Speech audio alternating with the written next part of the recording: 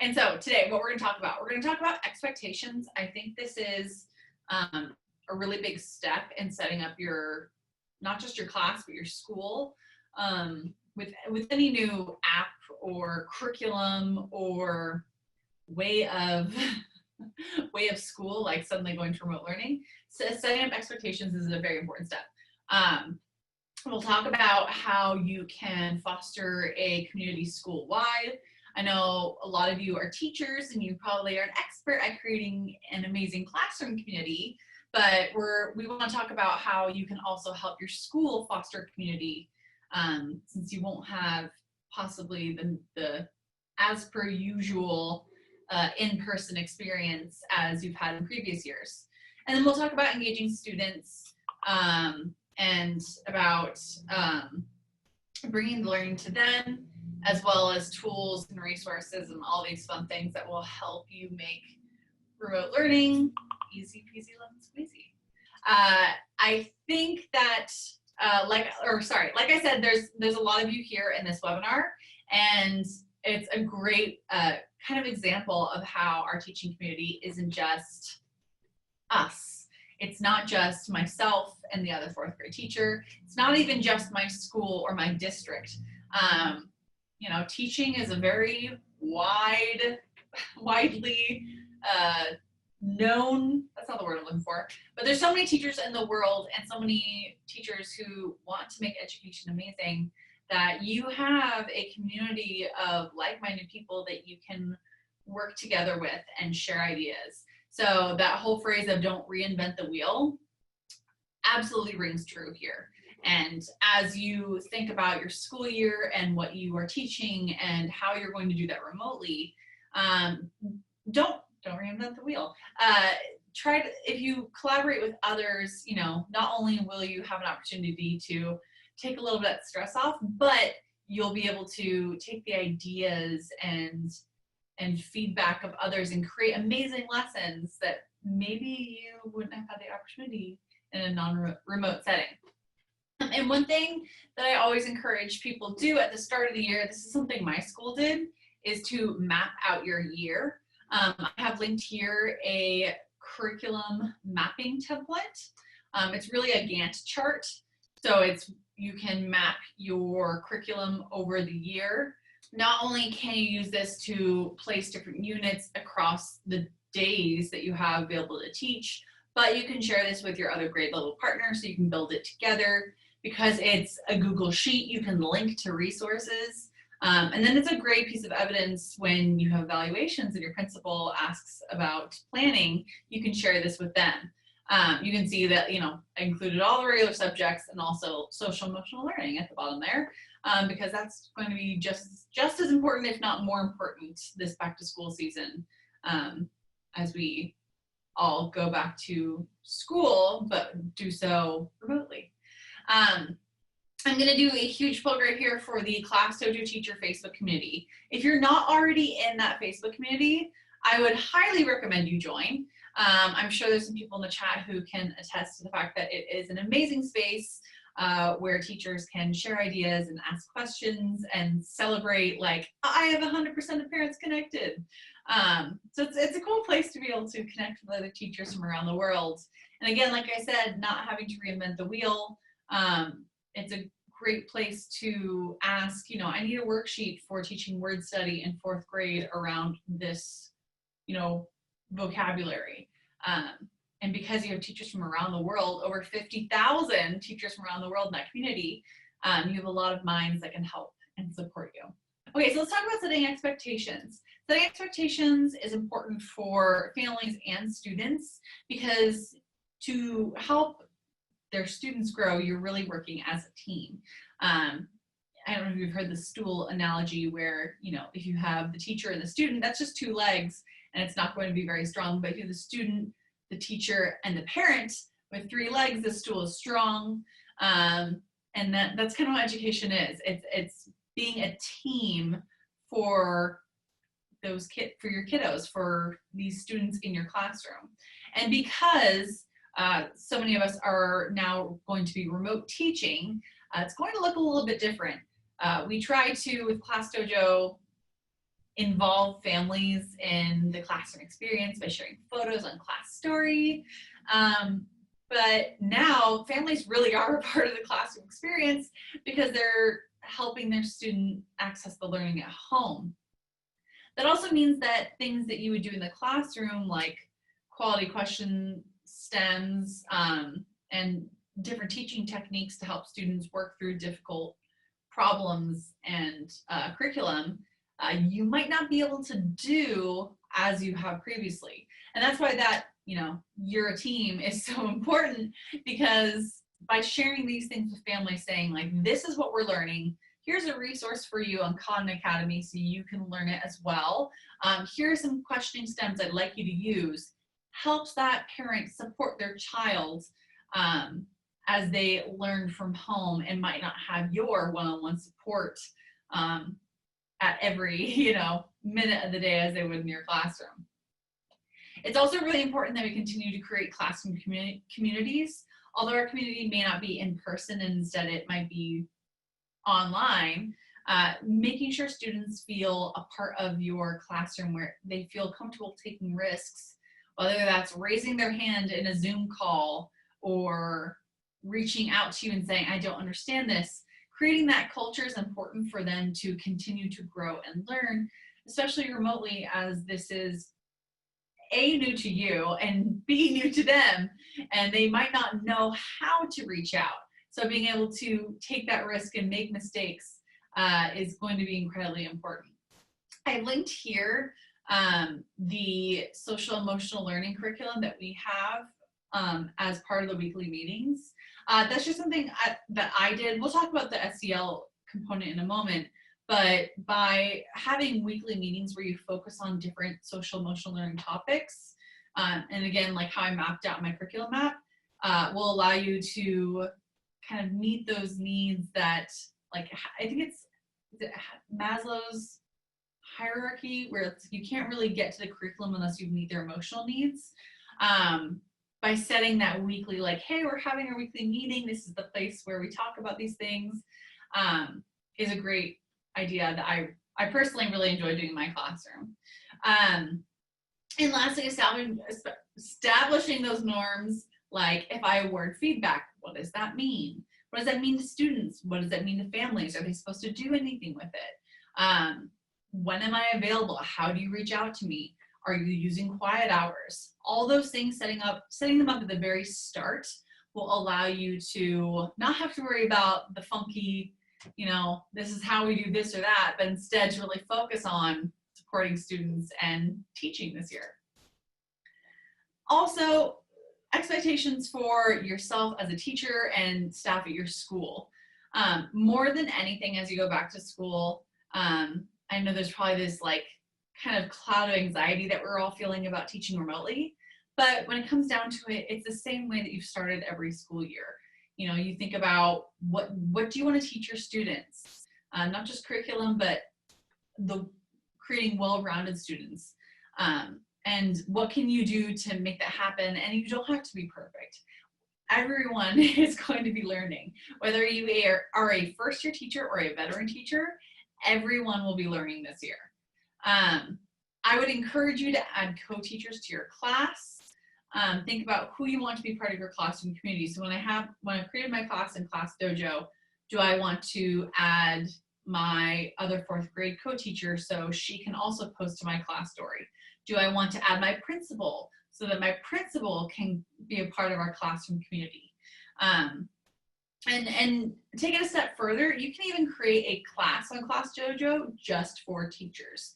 So if you create a class as a teacher and then add every teacher in your school as a co-teacher, then you can post a class story, updates for teachers at your school, and share information that's just meant for teachers. It's kind of like a hacky way to do teacher-to-teacher communication, but especially as you teach remotely and are looking for ways to create a community with teachers. You might miss your staff room lunch breaks and getting to see everyone. Having that space where you can all share can encourage your school to continue to have community, not just for students in the classroom, but for the teachers at your site as well. So let's talk about how you are going to create a community school-wide.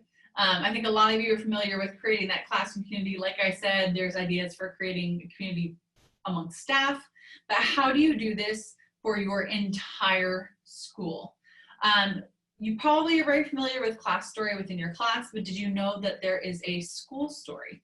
School story is just like class stories. So you can share photos and videos, you can upload files, you can create events, turn on parent comments so that parents can comment there.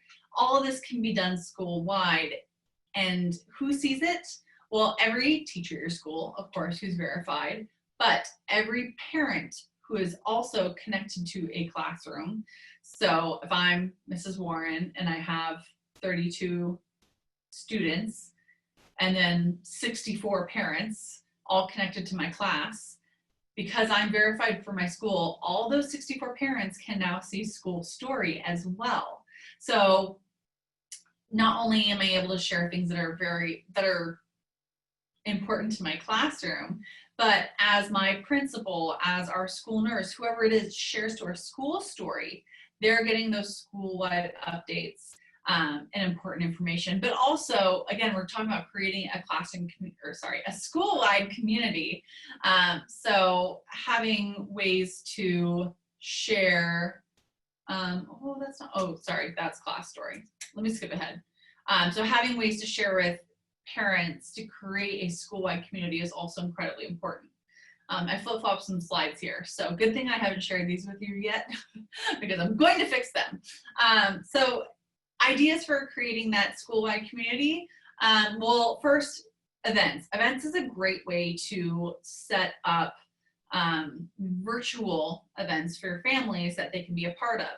I think one of the blessings of us all teaching remotely this year is that there are parents who didn't get to go to assemblies, who didn't get to come to, the Valentine's party and volunteer in the classroom to read with students or whatever it might be.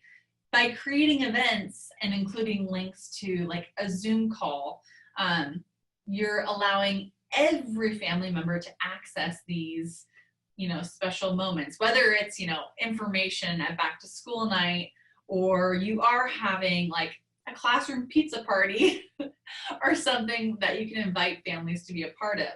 Creating that event means parents are invited, they get automatic reminders, and they can access that information, they can access that link to that event on their side. You can also share files on School Story, and this is a great way to share your school newsletter. I know that a lot of schools do the whole monthly newsletter that gets printed and put into teacher inboxes, and then teachers have to remember to put those in student cubbies, and those have to go home and somehow not get lost in the abyss of the backpack. And there's a lot of steps along the way where that can go wrong, and that school newsletter is probably read by, a fraction of families. But by sharing those files to School Story, like the school newsletter, putting that on School Story, again, means that every family connected at your school has access to that. And not only that, but you can see which families actually viewed it. So it's a great way to make sure that families get those resources, but to also kind of track your engagement and see what are families actually engaging in, what posts are they finding interesting, are they craving this information like our school newsletter, or are they more engaging around those community moments where we share photos or read aloud on School Story. Again, sharing photos, that also includes infographics. So you can share, photos of students. If you're teaching remotely, you're probably not having as much of an opportunity to take photos of students, but you can share videos. If the principal wanted to do a read aloud for the entire school, throw that on School Story. But like I said, you can also add infographics. So things like, this hand washing techniques, information posted by our school nurse who's verified for our school, means that every family gets that information. So really, if you think about what you might share on School Story, The variety is wide, massive. I'm not really sure. So here's my question for you. I'd love for you to share in the chat one idea that I have not yet mentioned of how you might use School Story at your school. Because I know that I have my own teaching experience, and I vividly am like imagining Bishop's Peak Elementary and how my principal, Mr. Block, would share these things.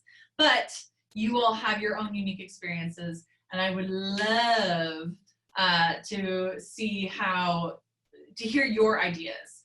So, I love that Ellen just shared, she would share tech tips for parents and teachers. A great idea, especially if they're new to ClassDojo. There are like tutorials on our YouTube that you could share. Birthdays is a great one. Shout outs are good too. I like shout outs to students and staff. Makes them really feel loved and supported. Let's see, love this. Ooh, shares recipes, that's a cute idea. How cool would it be to do like a digital potluck as an event and to share recipes on there as well? Love that. Reminders for virtual meetings, yes, awesome. School-wide announcements for sure. Wellness challenges, love that. There's some like really great ideas in here. And I'm seeing a lot of you are also like sharing, ooh, that's cool, yoga, love that. And a lot of you are also sharing ideas that you would use on your class story. And that's where I kind of, like I said, my slides were a little bit out of order. There are definitely some great ideas for sharing to class story, and some of these work for both, right? So like, I think, I can't read people's names, my glasses are not good enough. Like Claudia saying show and tell. You know, like that might be a great idea for your entire school, but you might also just share that to class story just for the families in your class. Motivational tips for students, yes. Sharing, you know, motivational quotes, things that help students, you know, see the positive in what's happening. Putting that on your school story, but you can also put that on your class story as well. So again, there's a lot of these things that can fit in both places. And like someone, I think it's Julissa, I'm sorry, it's hard to see my chat from here, but she mentioned the social emotional learning videos. Yes, you can see on my screen right now that I gave a couple examples of what I might share to class, for example. So check-ins, emotional check-ins. That first example is where I shared the big ideas videos with my class. And then I asked a question, how did you use a growth mindset today? And because I have commenting turned on for my students, they can share with me their answer to that question. And I can, you know, really engage with them. I want to show you really quick where that video lives. If you are within your teacher account, let's zoom a little bit. At the bottom, you'll see this big ideas button. It takes you to the social emotional learning videos, activities, discussion guides that we have created. So we've partnered with Stanford, Harvard, and Yale. And if you click on any of these topics, like let's click mindfulness, you can see that there's different videos here. Mojo Meets the Beast is actually a video, and we could watch this. I could display this in a Zoom call, or as I showed you in that example, when you go to the share button and share on class story, that shares on your class story. Let's go here. So that students can click that link to watch the video and then respond to that comment down here in the comments for that class story post as well. So again, when you go to your classroom, at the bottom, you'll see big ideas. Click big ideas, and that will take you to ideas.classdojo.com. I don't know about you, but I was never given social emotional learning curriculum, but we were really told and stressed how important like growth mindset was. So it's really nice to have some, you know, free videos, discussion guides, activities that you can do with your students that not just work in the classroom, but they work remotely because you can share the videos and have these conversations on your class story. Other things is like sharing video lessons on your class story. Not only am I sharing lessons that I would normally be doing in my classroom, but students can re-watch it. You know, that's one of the benefits of remote learning, and by sharing these lessons via videos, is that if a student is having a hard time, they can watch it multiple times. They can comment in the comments and say, I don't understand this, I need help. You can see which students actually view your videos and keep track of who's actually engaging in what you're posting to class story. And I've also included choice boards here, linked in this slide. And again, I know you don't have the slides yet. I promise I will send them to you. But linked in this slide is a zip folder that has a blank choice boards. And what I do is I just throw it into a Google Slides deck, and then I add text boxes, and then you can share it on class story and encourage students to post to their portfolio or comment in the comments. So there are a lot of ways that you can engage students and families on class story, not just school story, but class story as well. So let's talk about building those one-to-one connections with families. I really focused on class story of how you are connecting with, you know, your students and sharing with them and bringing them into the learning no matter where they are, but it's still incredibly important that we communicate with families as well. Class story is viewable by students and families. So it's a great place to share these things because you're teaching students, but like, for example, I taught 4th grade and cross multiplying fractions. For a lot of parents, it had been a while since they had done that, probably since 4th grade. And like, no shame, like having to relearn that is totally normal. So being able to share that to class story and allowing parents to relearn it as well is very helpful. But there's also moments where we really want to build one-on-one connections with families and communicate with them, because there's a lot to share. And I want to bring up some really important things. First, translations are automatic. So if you have a parent whose preferred language is Spanish, all they have to do is go on their side of their account, into their account settings, change it to Spanish, and captions and your messages will automatically translate. They can send you a message in Spanish, you'll click the link to translate, and you will be able to communicate with them. Really, that opens up the doors of your classroom community to those families. You know, you're not waiting for the translator. You're able to share the little things that happen, because, you know, you're not like, is it worth getting the translator to tell, you know, Mrs. S that her child had a great day today? Maybe not.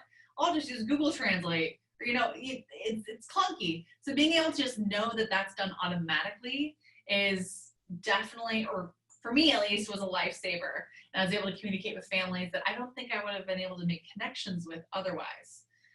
Just like I said on Class Story, how you can see who has viewed your Class Story posts, messages, you can see which families actually read your messages. So when you send a parent that message and they go, oh, I didn't see that, you go, no. There's a red receipt. I can see that you read that. Nice try. But it's also, you know, it's just good to know that parents, that you can see when parents actually read your messages. You can also schedule messages, meaning if you are planning out your virtual, you know, your virtual teaching, and you want to remind families, like, we're going to have a longer Zoom call on Friday, please, you know, make sure you adjust your time for this. You can schedule that message ahead of time as you're planning out your week, and that message will automatically go out to families for the time that you've scheduled. Work-life balance is important. I don't know if no one's told you this recently, but work-life balance is important. You are allowed to have your own personal life and your work life. And it's okay for you to turn off the notifications and take some time to be a human being. And for that reason, we have built quiet hours. You can turn on quiet hours and you don't have to worry about a parent sending you a message and freaking out and being like, they don't know what they're going to respond back to. No, there's a little thing at the top that says, Mrs. Warren's quiet hours are on and she may not reply until later. Done. They know that you have quiet hours set for these hours. They know that you will respond later. So families can still communicate with you, but you're not getting a notification in the middle of the night or really early in the morning or on the weekends. So yes, like I think Rowena, I probably said your name wrong, I'm so sorry. Quiet hours equals sanity. Yes, you're absolutely right. And then let's talk about, you can send files and photos. You know, a lot of people are like, oh, that's cool, like I can send photos of kiddos. Yes, that's great, but also think about how that allows you to differentiate for students. You know, if you have a student who has a 504 plan or an IEP, you may have work that is very specific to that student. You may have documents you need to be sharing with that family. You can do that by sending them a message with files and photos that are just for that child. So being able to differentiate within messaging, we'll talk about how you can differentiate with activities in just a moment, but with messaging allows you to meet the needs of every single child in your classroom. Not only that, but like I mentioned earlier, you can add co-teachers. You could add the response to intervention teacher as a co-teacher in your class so that she can send messages to that family with the child with the 504 or IEP and send, you know, packets of resources and whatever it might be, so that they feel supported not just from their classroom teacher, but by the resource teacher as well. So some ideas I have for you for communicating with families. First, you can send whole class messages. So not just one-on-one messages, you can send a message to every parent connected to your class. So when you have a message that's like just for parents' eyes only, like you don't want to share it to ClassStory because students can see ClassStory, you're like, I want to make sure all families see this. You can send a whole class message. You can also schedule a whole class message, which is very nice. I mentioned differentiating, sharing PDF packets with skills, or sorry, designed for specific students.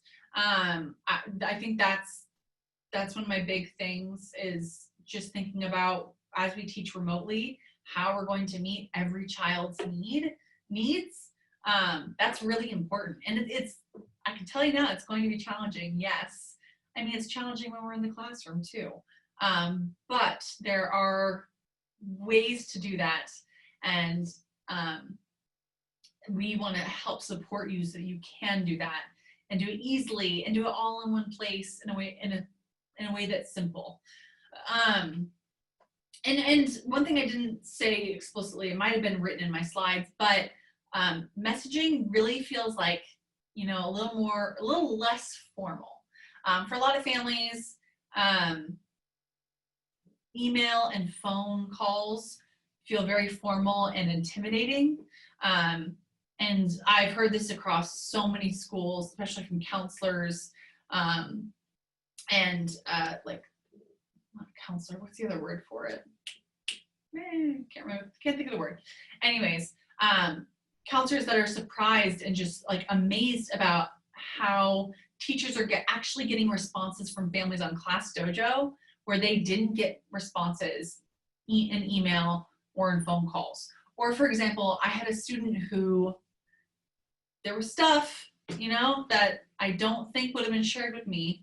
And I tried to connect with that family, and that was back when I didn't have ClassDojo. And then I looped with that student, and having that child again and that parent being able to share things with me, because it felt a little more like texting.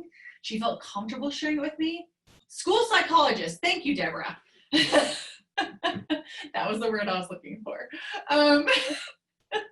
But you know, I was able to learn things about the student in their home life that I can guarantee you that I would not have learned without having messaging. And that made a world of difference for that child and how he was supported. And really that year we saw him blossom. That's a whole digression, so I'll move on. But love that kiddo. And I would personally set aside time to check on things. Not just like, hey, here's curriculum, here's all things we're learning. Reach out and just say like, hey, how's it going? How can I support you? What are you struggling with? What questions do you have? Because families might not, you know, just like kiddos, sometimes they're nervous to reach out and ask those questions. By creating space for them to feel comfortable to reach out to you. Again, building that classroom community, but making sure those families are supported will do a world of difference for families, but for their child as well. So please set aside time to check in with families, whether it's in one-on-one messaging or sending out a class message, encouraging families to reach out. It's a great way to make sure that all families are connected. I'd love for, if you have any other ideas that I haven't mentioned around messaging, love for you to throw them in the chat now. I know that my ideas are my ideas from my brain, and I know that you all have some great ideas as well. So I'd love to hear what other ideas you have around sharing messages with families. And as you collect your thoughts and share some of those ideas, let me hop to the next slide. Oh yeah, someone mentioned like Google Docs. You can share links in these messages to families. So sharing Google Docs, Google Slides, kind of think of ClassDojo as your home base. It's where families know they can go for all their information, all the resources, and you can share all of those things in one place. So a lot of you are mentioning how you can pair it with other apps, and that's the goal. You know, we're not trying to mandate, you know, the use of ClassDojo and only use ClassDojo. We believe that you know your unique group of kiddos and your families, and we just want to support you and give you the tools that you need to support families and students, and give you the choice and flexibility to make those choices. Great. Engaging students. So now we've talked about doing this their own class story, but using portfolios allows you to really support students one-on-one and engage them in the learning. Students can share photos and videos and files, they can journal, they can draw, they can take a picture, draw over it, and add a voice note. So there's so much students can do on their own within portfolios without you even telling them to do anything. Like I showed you in class story, you know, I might have a choice board and say, you know, pick 3 things from the choice board this week and post them in your portfolio. So I still can give guidance, but portfolio does allow so much flexibility for students to share their thinking with you. A couple ideas around portfolios. Again, we talked about pairing with other apps and knowing that you are the expert and you know what's best for your kiddos and what other apps you want to use. Yes, so if you are using something like Flipgrid, you can always upload that, or students can always upload that file to their portfolio to share with you.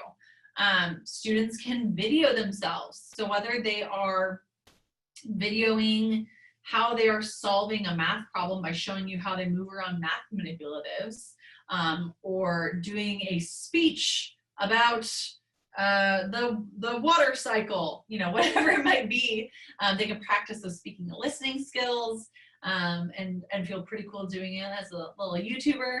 And then drawing. I'm gonna hop over to ClassDojo real fast to show you this, because a lot of you may not actually see the student account as much as you see your teacher account.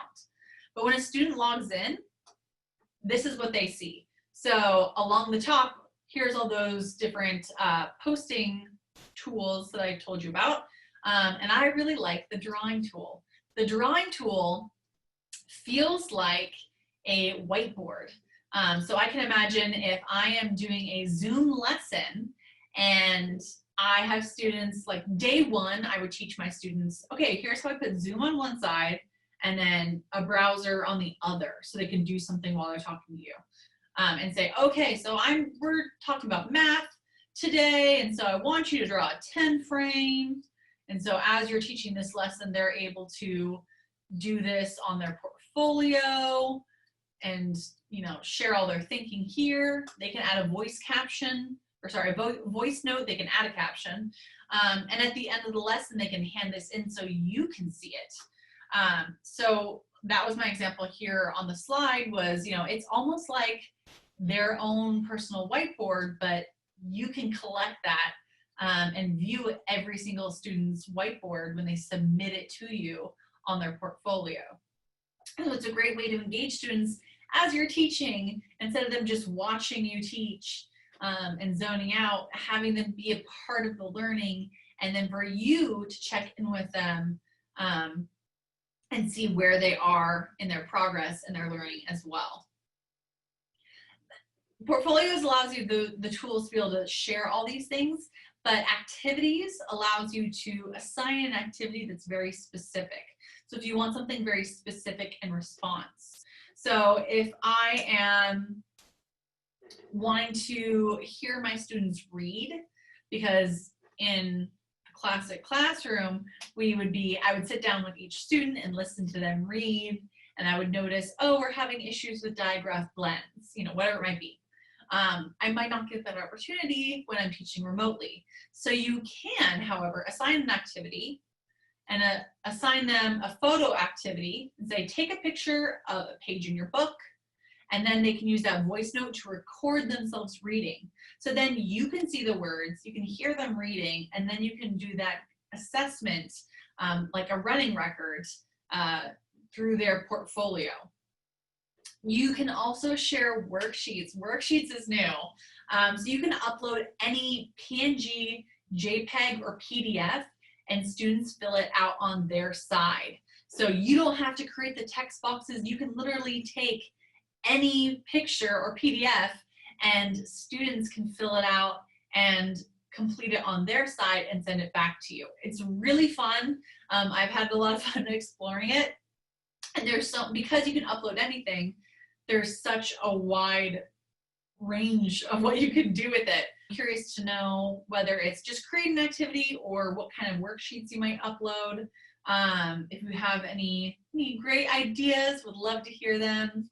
Ooh, reading questions after a read aloud. Genius. You could be posting a read aloud on Class Story and then assign an activity that has comprehension questions. Someone said, it's going fast now.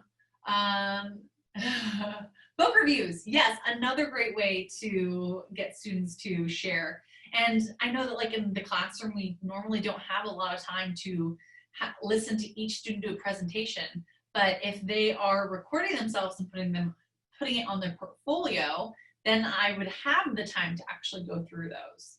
And then maybe I'm in a Zoom call and I want to say, hey, boys and girls, we're going to watch some of your book reviews today. And then I can display my screen and we can go through the portfolio and watch those together.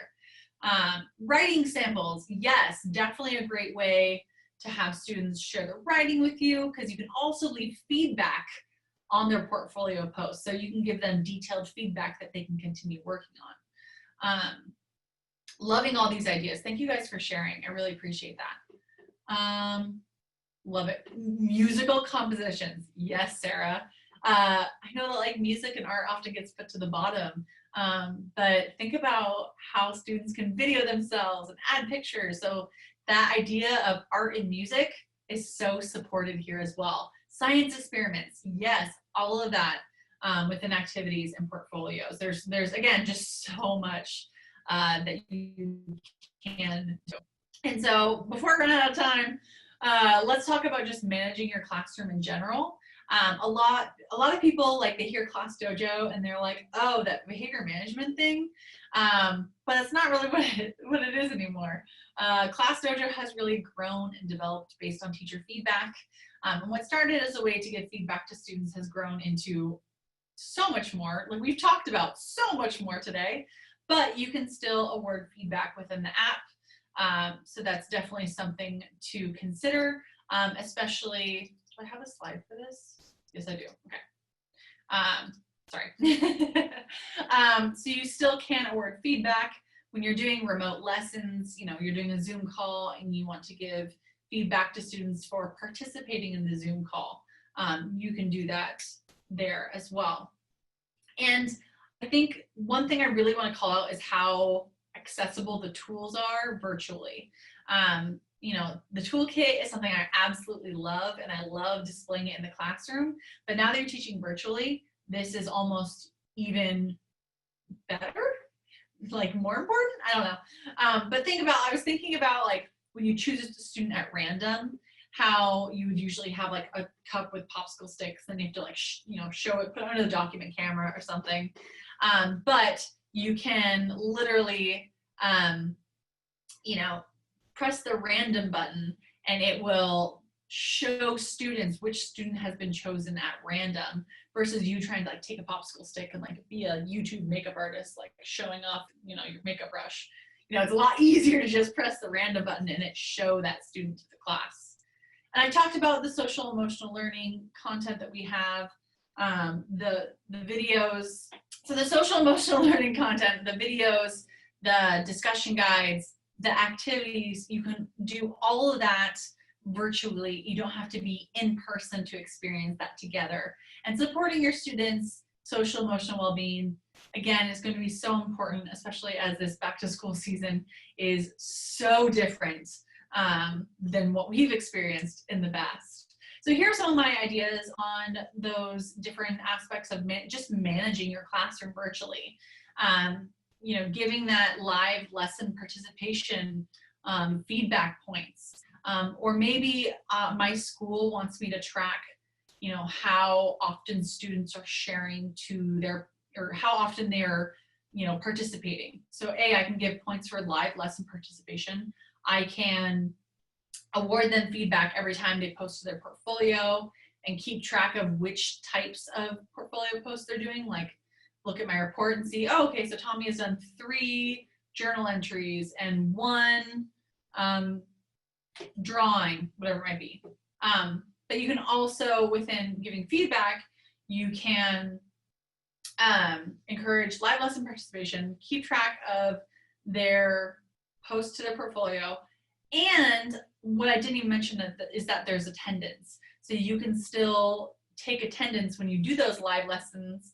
You can mark students as present and keep track of who's joining those Zoom or Google Hangouts, whatever your virtual lesson program is, and keep track of student participation.